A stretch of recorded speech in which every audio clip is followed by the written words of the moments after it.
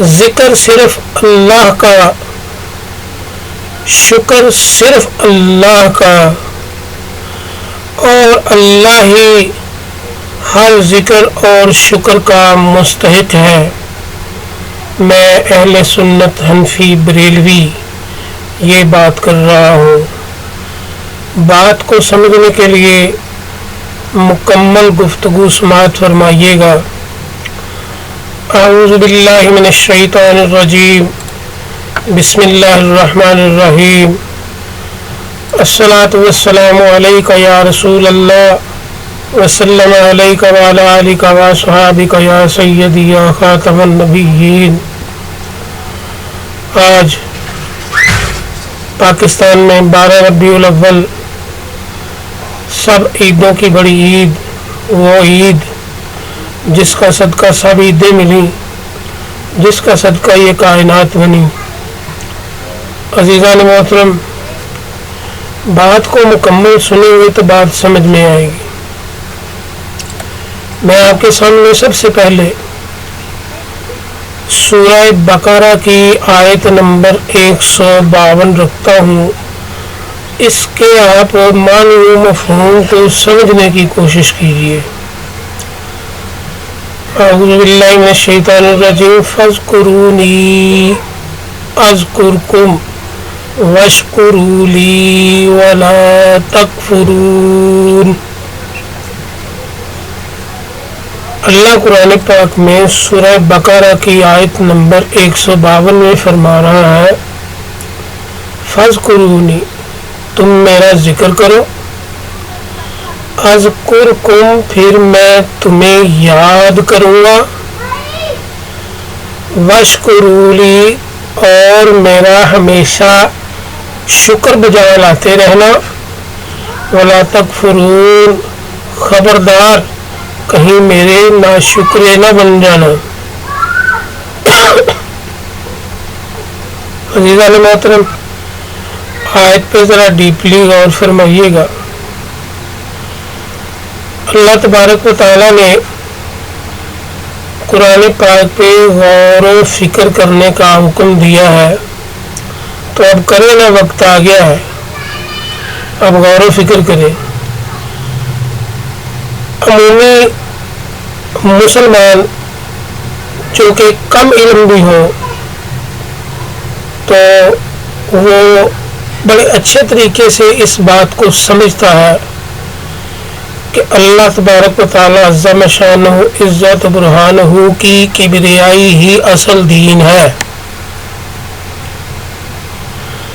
تو ہم اہل سنت حنفی بریلوی یعنی محفل میلاد منانے والے، یعنی میلاد پہ کمکے میں لائٹیں، دیگیں پکانے والے، کھیرے حلوے بانٹنے والے، ہم اہل سنت حنفی بریلوی جو کہ ناقدین کے، غیر مقلدین کے، بدعت، شرک اور کفر کے فتووں کی بھرمار لیے بیٹھے ہیں۔ ذرا قرآن پاک کو سمجھنے کی کوشش کیجئے، کیا ہم درست موقف پہ ہیں یا غلط موقف پہ؟ تو سب سے پہلی بات جو سورہ بقرہ کی 152 نمبر آیت کی ہے وہ یہ ہے کہ اس میں کوئی شک کی گنجائش نہیں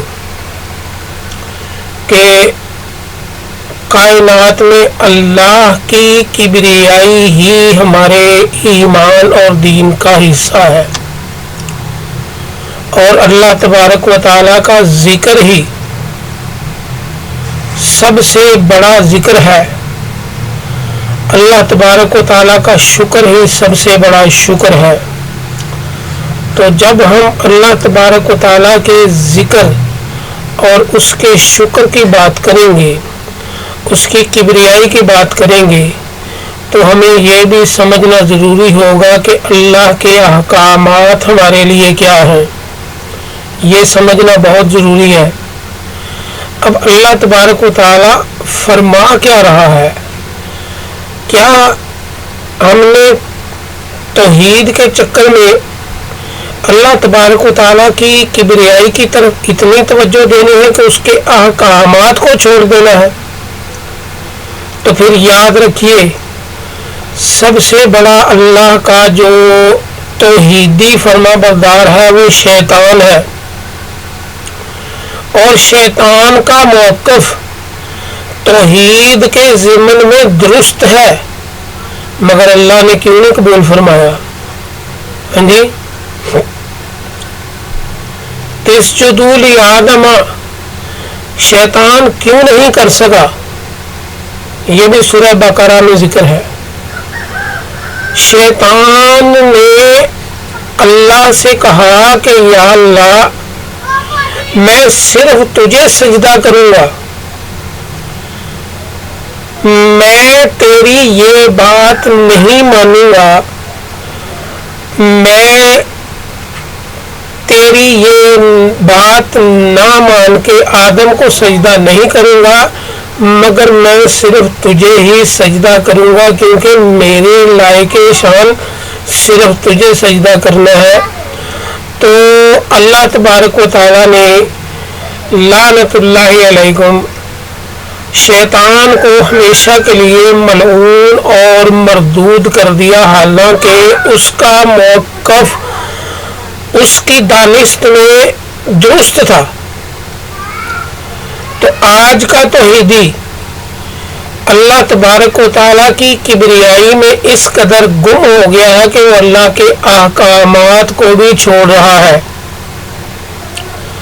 تو عزیزان محترم، اس میں کوئی شک کی گنجائش نہیں کہ ہم اہل سنت حنفی بریلوی کا یہی کامل عقیدہ ہے کہ ہر ذکر، ہر شکر اور ہر کبریائی کا مستحق صرف اللہ وحدہ لا شریک ہے، اور کوئی اس کا حق نہیں رکھتا۔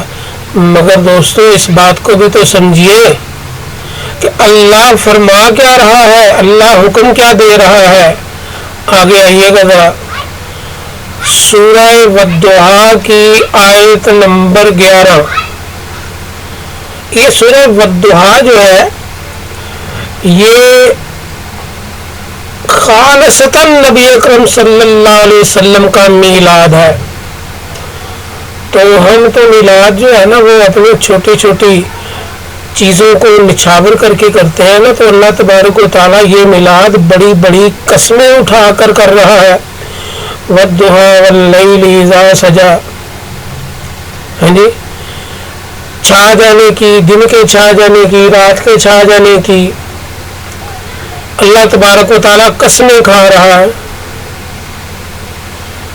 اور قسمیں کھا کے اللہ تبارک و تعالیٰ نے پوری آگے گفتگو فرمائی اس صورت میں صرف نبی اکرم صلی اللہ علیہ وسلم کی مدح میں۔ ذرا سورہ والضحیٰ کھول کر پڑھیے گا نا، چونکہ میں وقت زیادہ نہیں لینا چاہ رہا اور گفتگو کو مناسب وقت میں آپ کو بات سمجھانا چاہ رہا ہوں، تو یہ ساری مدح کے بعد اللہ تبارک و تعالیٰ فرما رہا ہے اما بنعمت ربک فحدث، اور اپنے رب کی نعمت کا خوب چرچا کرو۔ اب یہ جو اللہ کا حکم آ گیا ہے، اب اس کا کیا کرنا ہے؟ اب تو اللہ تبارک و تعالیٰ کی ہر نعمت کا شکر بجا لانا، یعنی ہر نعمت پہ ایک محفل منعقد کرانا۔ میں تو کہتا ہوں کہ صبح جب ناشتہ کرتے ہو نا، ناشتے سے پہلے بھی محفل ایک منعقد کر لیا کرو، اس محفل میں پہلے تلاوت کیا کرو اور پھر نعت پڑھا کرو، حمد و ثنا کے بعد اور نعت رسول مقبول صلی اللہ علیہ وسلم کے بعد اللہ تبارک و تعالیٰ کا شکر ادا کر کے تو پھر ناشتہ کیا کرو۔ اسی طرح دوپہر کے اور شام کے کھانے میں بھی کیا کرو۔ اسی طرح جب کوئی پھل لاتے ہو تو بھی محفل میلاد مناؤ۔ جب کوئی تمہیں تحفہ گفٹ ملتا ہے، جب تمہیں اولاد ملتی ہے، اولاد جیسی نعمت کوئی ہے دنیا میں، تو محفل میلاد مناؤ نا، محفل کراؤ نا بھائی۔ وَأَمَّا بِنِعْمَتِ رَبِّكَ فَحَدِّثْ، کس طرح ہوگا اللہ کی نعمتوں کا چرچا؟ گلی میں کھڑے ہو کے کراؤ، چھت پہ کھڑے ہو کے کراؤ, گراؤنڈ میں کھڑے. میں تو کہتا ہوں کہ ناشتہ کرنے کے لیے باہر میدان میں آ جایا کرو کہ یا اللہ ہم تیرا شکر ادا کرتے ہیں. محفل کراؤ, محفل. کس طرح ہوگا اپنے رب کی نعمتوں کا چرچا؟ تو رب کی نعمتوں کا چرچا بھی تو در حقیقت اللہ تبارک و تعالیٰ کی کبریائی ہے نا. اب یہ بے شمار نعمتیں, اللہ کے انعامات, جن پر اللہ کہہ رہا ہے کہ ان نعمتوں کا خوب چرچا کرو.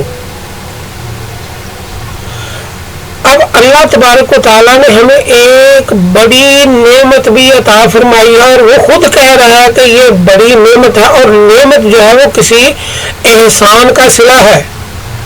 تو اللہ تبارک و تعالیٰ کہہ رہا ہے کہ میں نے تم پر ایک بہت بڑا احسان کیا ہے, ذرا اس کی طرف بھی توجہ کر لو. تو احسان جو ہے وہ نعمت کے ضمن میں ہوتا ہے. ہاں جی بھائی, جب کوئی کسی کو پر کوئی انعام کرتا ہے تو وہ اس کا احسان ہے. جیسے کہ والدین جو ہیں وہ اولاد کے لیے محسن ہے, تو یہ والدین کا احسان ہو. بالوالدین احسان. تو احسان نعمت جو ہے وہ احسان کا صلہ ہے. اب ہم توحید کے چکر میں اللہ کے احکامات کو ایک سائڈ پہ نہ کر دیں. اللہ کے احکامات توحید کا اولین حصہ ہے. شیطان جیسے نہ بن جائیں ہم اللہ تبارک و تعالیٰ کے احکامات کو اپنے تکبر میں نہ کھو دیں اور شیطان جیسے ملعون بن جائیں. اللہ تبارک و تعالیٰ کے احکامات کیا ہیں؟ یہ اللہ تبارک و تعالیٰ کا مزاج ہے. دیکھیے نا, ایک مثال دیتا ہوں. صفائی نصف ایمان ہے, اس میں کوئی شک کی گنجائش. ناپاکی ہو تو فوراً غسل کرو, پاک ہو جاؤ. بے وضو ہو تو با وضو ہو جاؤ. مسواک نبی اکرم صلی اللہ علیہ وسلم نے بڑا زور دیا. دانتوں, آنکھوں, کانوں, جسم کی صفائی. صفائی نصف ایمان, اس کو دین کا ایک ایسا کامل حصہ اور جامع حصہ گردانا گیا. اب دیکھیں, حج کے دوران سیاحت کرتے ہوئے جب شیطان کو کنکر مار کے تو آگے کا سفر کیا جاتا ہے, تو وہ پوری ایک رات کا سفر ہے. اللہ تبارک و تعالیٰ نے اس میں غسل کرنے, بلا ضرورت غسل کرنے, نہانے اور پانی سے وضو کرنے سے منع فرما دیا. یہ اللہ کا مزاج ہے. اللہ تبارک و تعالیٰ کہہ رہا ہے کہ صاف ستھرے رہنا ہے تو بھی میرے لیے اور میرے حکم سے رہو, اور اگر تم نے گندے مندے رہنا ہے تو بھی میرے حکم سے اور میری مرضی سے میرے لیے رہو. اب دیکھیے مسواک کی کتنی اہمیت ہے. چلو ایک اور مثال دے دیتا ہوں.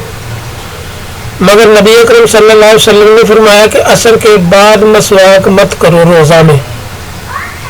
رمضان مبارک کا روزہ رکھ کے عصر کے بعد مسواک مت کرو, کیونکہ عصر کے بعد روزہ دار کی خوشبو, منہ کی خوشبو اللہ کو بہت پسند ہے. مسواک پر اتنا زور دینے کے باوجود عصر کے بعد مسواک, یہ اللہ کا مزاج ہے. اللہ کا مزاج یہ ہے کہ بس میری کامل تابع داری کرو. تو اللہ تبارک و تعالیٰ سورہ والضحیٰ کی آیت نمبر 11 میں فرما رہا ہے, اور اپنے رب کی نعمت کا خوب چرچا کرو. تو یہ تو ہر نعمت کا چرچا بنتا بھی, تو بہر ہر نعمت پہ ایک محفل منعقد کر دو. اب اللہ تبارک و تعالیٰ ایک سب سے بڑی نعمت بھی ہمیں عطا فرما رہا ہے, اور نعمت جو ہے وہ احسان کا صلہ ہے. تو محسن اعظم, محسن اکبر اللہ تبارک و تعالیٰ کی ذات ہے, اللہ تبارک و تعالیٰ کی کبریائی ہے. تو اللہ تبارک و تعالیٰ ہمارا محسن اعظم ہے, محسن اکبر ہے.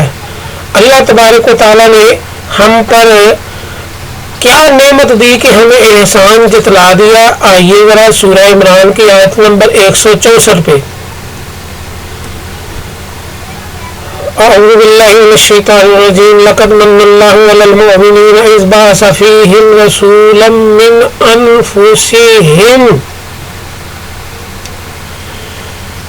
اللہ اکبر. اب اللہ تبارک و تعالیٰ یہ احسان عام لوگوں کو نہیں جتلا رہا, یہ مومنین کو جتلا رہا ہے. بے شک اللہ نے ایمان والوں پر بڑا احسان فرمایا جب ان میں ایک رسول مبعوث فرمایا.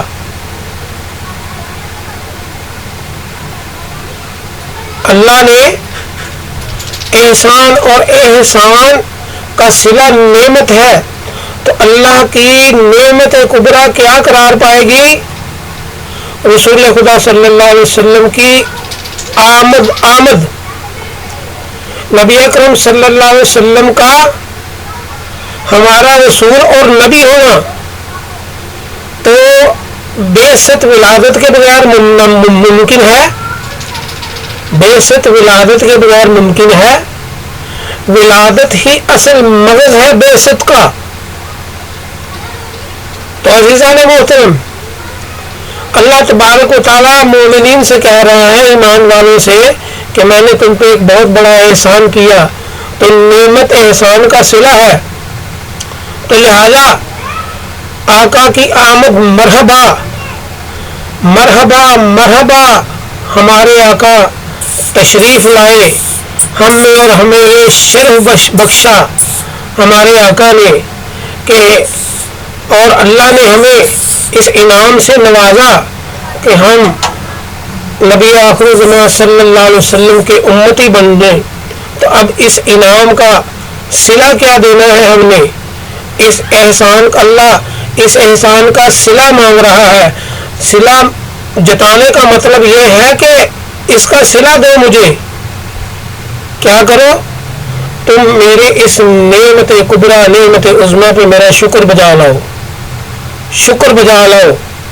ہاں جی, تو شکر تو اللہ کا ہی ہے. شکر کی تمام جہات اللہ کی کبریائی میں ہے,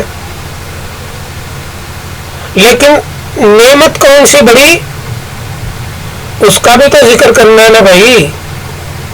تو جس دن وہ نعمت ملی ہو, اس دن بھی اگر اس احسان کا شکر بجا نہ لایا جائے تو کیا یہ اللہ تبارک و تعالیٰ کی ناشکری نہیں ہوگی؟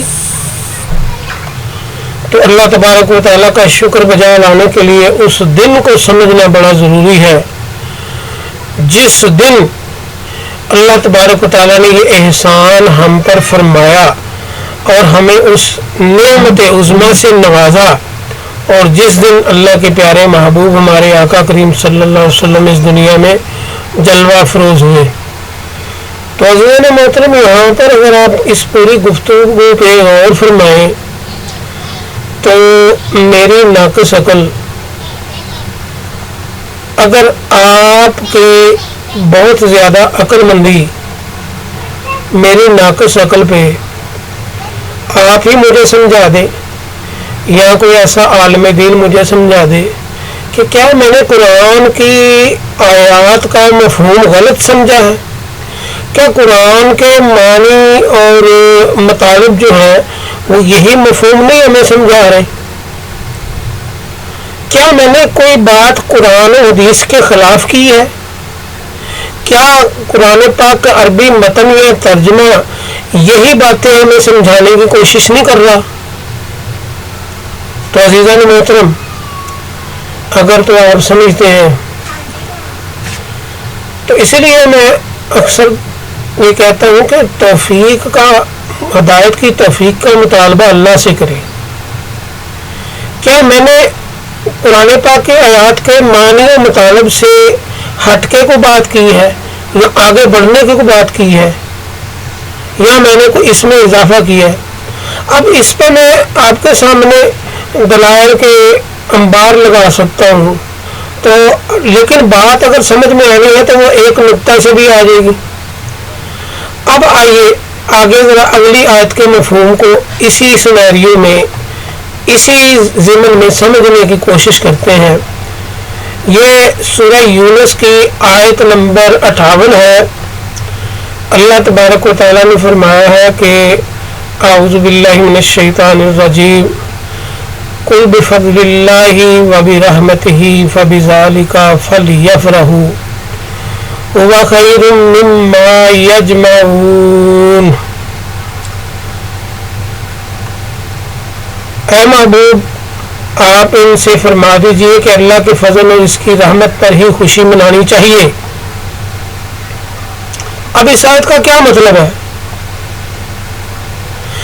اب اللہ کا اس سے بڑا کوئی فضل اور اس سے بڑی کی اور رحمت ہے کہ اللہ تبارک و تعالیٰ نے ہمیں آقا کریم صلی اللہ علیہ وسلم کی امت میں رکھ دیا۔ اس سے بڑا کوئی فضل یہ اللہ خود ہی فرما رہے ہیں نا کہ لقد من اللہ علی المؤمنین اذ بعث فیہم، کہ بڑا مومنین پہ جو میں نے احسان کیا، جو سب سے بڑا احسان ہے وہ مومنین پہ یہ کیا ہے کہ انہیں میں سے ایک رسول میں دوسرے میں دیا بھیج دیا۔ تو رسول کی آمد جو کہ خود وما ارسلناک الا رحمۃ للعالمین بن کر آئے، تو اب یہ اللہ کا جو بڑا انعام تو اللہ کا ہی رہے گا نا، کبریائی تو اللہ ہی کی رہے گی، لیکن بات کو بھی تو سمجھنا ہے نا، شیطان کے نقش قدم پر تو نہیں نہ چلنا، بات کو سمجھنا ہے۔ اللہ کی ہی کبریائی رہے گی، اللہ ہی کی حمد و ثنا رہے گی، اللہ کی ہی شانیں رہیں گی، اللہ ہی کی عظمتیں ہیں، اور یہ اللہ ہی کا فضل ہے اور اس کی رحمت ہے۔ اب اللہ کہہ رہے فبذالک فلیفرحوا، تو بھائی تم خوشیاں مناؤ، تو خوشیاں کس طرح منائی جاتی ہیں؟ اب جو احسان عظیم ہے اس کے خاص تقریب تو آج 12 ربیع الاول ہے، پاکستان میں آج 12 ربیع الاول، تو 12 ربیع الاول جو اللہ تبارک و تعالیٰ کا سب سے بڑا احسان اور احسان کا صلہ نعمت ہے، تو جو اللہ نے سب سے عظیم نعمت ہمیں عطا فرمائی ہے، وہ کہہ رہا ہے کہ یہ نعمت جو ہے نا یہ فضل ہے اور رحمت ہے، تو اس کی خوشی منانی چاہیے۔ تو وہ کس طرح منانی چاہیے؟ تو عزیزان محترم، بات کو سمجھنا انتہائی ضروری ہے۔ اب یہ جو سورہ یونس کی آیت نمبر 58 میں اللہ تبارک و تعالیٰ نے فضل اور رحمت پر خوشی منانے کا حکم فرمایا ہے۔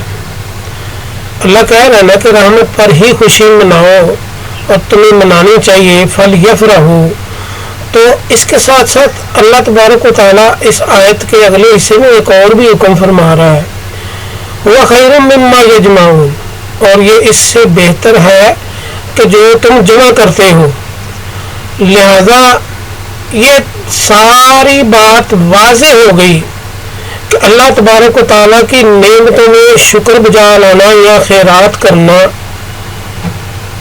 اس کا حکم اللہ تبارک و تعالیٰ نے فرمایا ہے۔ تو لہذا یہ جو لوگ محفل میلاد پہ خرچ کرتے ہیں اس نیت کے ساتھ کہ وہ اللہ تبارک و تعالیٰ کا شکر بجا لائیں، تو یہ اس سے بہتر ہے کہ وہ جو جمع کرتے ہیں۔ تو عزیزان محترم، گفتگو کو سمجھنا چاہیے اور شیطان کی پیروکاری نہیں اختیار کرنی چاہیے۔ تو مجھے امید ہے کہ آسان طریقے سے میں بات آپ کے سامنے رکھنے میں اپنی دانست میں کامیاب ہو چکا ہوں، لیکن دعا اللہ سے یہ ہے کہ یا اللہ پاک تو میری زبان میں ایسی تاثیر پیدا فرما کہ تیرا کلام میری زبان سے دنیا کی سمجھ میں آ جائے۔ اللہ تبارک و تعالی ہمیں علم و حکمت عطا فرمائے، اپنی معرفت اور اپنے محبوب کی پکی اور سچی محبت عطا فرمائے، اور اللہ تبارک و تعالی ہمیں اپنے نعمتوں کا جو حق بنتا ہے اپنی توفیق اور ہمت کے مطابق اللہ تبارک و تعالی اس میں ہمیں سخی بنائے اور سخاوت کے دروازے ہمارے دل کے بند نہ فرمائے۔ اللہ وآخر دعوانا ان الحمد للہ رب العالمین۔